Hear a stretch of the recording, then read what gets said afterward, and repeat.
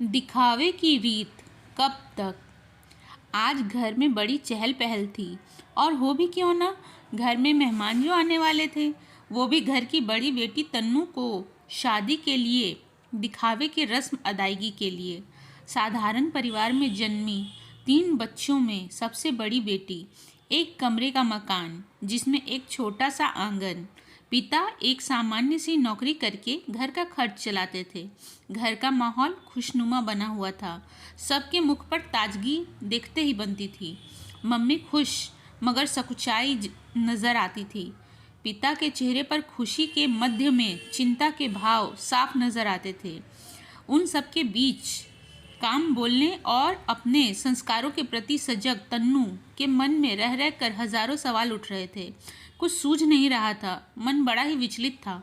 तभी किसी ने बाहर से आकर खबर दी, मेहमान आ गए हैं। छोटे से मकान में चहलकदमी बढ़ गई। सब इधर उधर दौड़ने और व्यवस्था को संवारने में व्यस्त हो गए। जैसे ही मेहमानों ने घर के अंदर प्रवेश किया, उनका जोरदार स्वागत किया गया और बातचीत की रस्म अदायगी होने लगी। कमरे के अंदर बैठी वो साधारण कन्या अभी भी खुद के सवालों में उलझी थी। मम्मी उसको समझा रही थी कि मेहमानों के सामने कैसे व्यवहार करना चाहिए, जो जन्म से ही सख्ती से आ रही थी। मगर आज उसे मम्मी ने क्या क्या कहा उसे कुछ मालूम नहीं। वो तो खुद में ही उलझी थी। अचानक दरवाजे से आवाज़ सुनाई दी, बेटी तन्नू। हाँ पापा, सकुचाते हुए तन्नू ने अचानक जवाब दिया। तुम तैयार हो ना बेटी? जी पापा, धीरे से बोली। पापा पास आकर बोले, देखो बेटी, वो लोग आ गए हैं तुम्हें देखने और पसंद करने के लिए। मैंने अपनी तरफ से अच्छा धनी परिवार चुना है।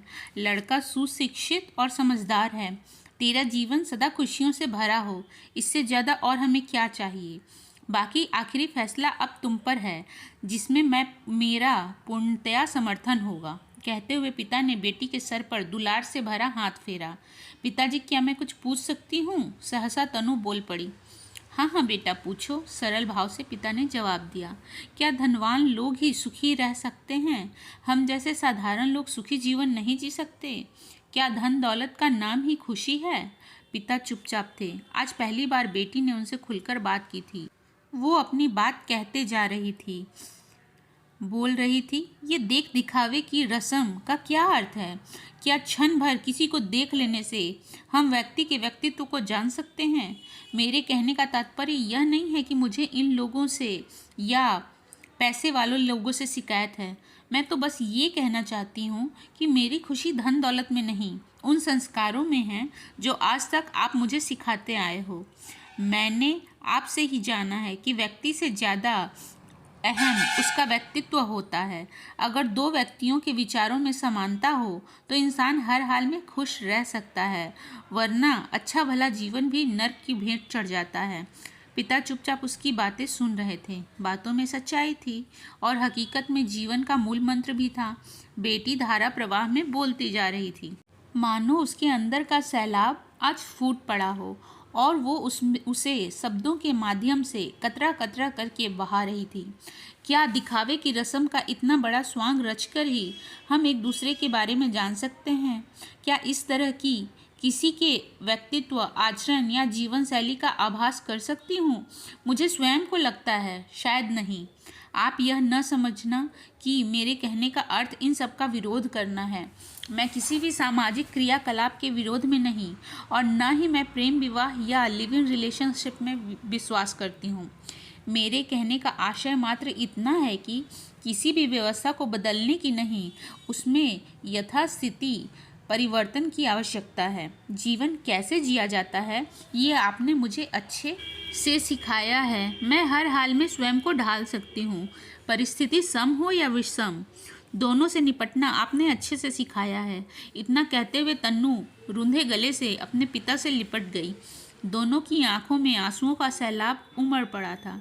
मम्मी मुंह पर हाथ रखे अपने स्वर को दबाए खड़ी थी। वो खुद को संभालने में असहाय लग रही थी। पिता ने रुआंसा होकर अपने दोनों हाथों से बेटी का मुखड़ा ऐसे उठा लिया जैसे बड़ी बड़ी पत्तियों के मध्य पुष्प कमल हो। बेटी के माथे को चूमते हुए बोले, बेटा, आज मैं कुछ नहीं कहूँगा, फैसला तुझ पर छोड़ता हूँ। तेरी सहमति में हमारी सहमति है। आंगन में बैठे मेहमान और परिवारगण शांत भाव से कान लगाकर उनकी बातें सुन रहे थे। इतने में अचानक लड़का खड़ा होकर बोला, माफ़ कीजिएगा, क्या मैं कुछ बोल सकता हूँ? इतना सुनकर सब सहम गए। बेटी के पिता की आवाज़ सुनकर बाहर आ गए और बोले, हाँ बेटा, क्यों नहीं, कहिए आप क्या कहना चाहते हैं। पिताजी, मुझे लड़की बिना देखे ही पसंद है। अगर मैं शादी करूंगा तो सिर्फ तन्नू से, यदि वो अपनी सहमति प्रदान करेगी तब, वरना मैं आजीवन कुंवारा रहने की शपथ उठाता हूँ। यह मेरा निजी फैसला है और मैं समझता हूँ कि इससे किसी को कोई आपत्ति नहीं होगी, यानी मेरे परिवार को भी मुझे इतनी आज़ादी देनी होगी। लड़के का निर्भीक फैसला सुनकर सब अचंभित और अवाक थे। उसके माता पिता भी उसकी और ताकते रह गए। किसी के भी तर्कश में जैसे कोई शब्दबान बचा ही न था। लड़के ने आगे बोला, मुझे जो देखना था देख लिया। मुझे धन दौलत या शारीरिक सुंदरता नहीं, आत्मीय सुंदरता की आवश्यकता है। धन दौलत से तो मैं बचपन से ही खेला हूँ, मगर आज जो संपत्ति मुझे तन्नू के विचारों से प्राप्त हुई है, उससे मुझे आशा ही नहीं विश्वास हो गया है कि एक तुम बदले, एक मैं बदला, इसका मतलब हम बदल गए। और जब हम बदले तो जग बदले या न बदले, कम से कम अपनी आने वाली पीढ़ी को तो बदला ही जा सकता है। उनकी ये बातें सुनकर माहौल में हल्कापन आ गया। अंदर ही अंदर कमरे में दीवार के सहारे खड़ी तन्नू ये सब सुनकर रोते रोते मुस्कुरा रही थी और बाहर का शांत माहौल फिर से खुशियों की रफ्तार पकड़ चुका था।